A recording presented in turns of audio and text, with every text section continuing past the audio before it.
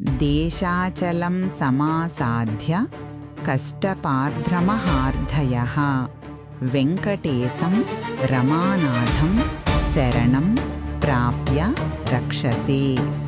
శ్లోకార్థం meaning in simple Telugu. యావత్ దేశాల నుండి వచ్చిన భక్తుల కష్టాలను తొలగించే మహాత్ముడైన శ్రీ వెంకటేశ్వరరాయుడిని ఆశ్రయించిన వారిని ఆయన తప్పనిసరిగా రక్షిస్తాడు.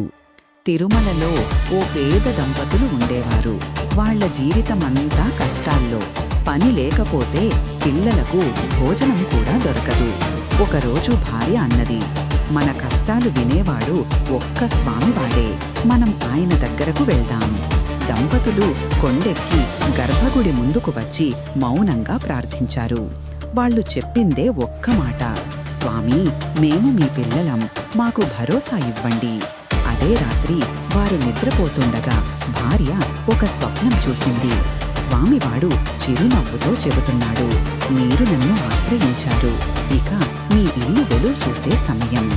మరుసటి రోజు వారికి ఆకస్మికంగా ఒక ఆకస్మిక పని అవకాశం వచ్చింది.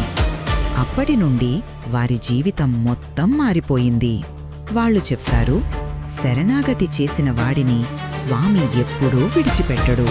ఈ కథ విని ప్రతి ఒక్కరూ శ్రీ వెంకటేశ్వరుడి దయను, శరణాగతి శక్తిని, గోవింద నామ మహిమను అనుభవించాలి. గోవిందా గోవిందా.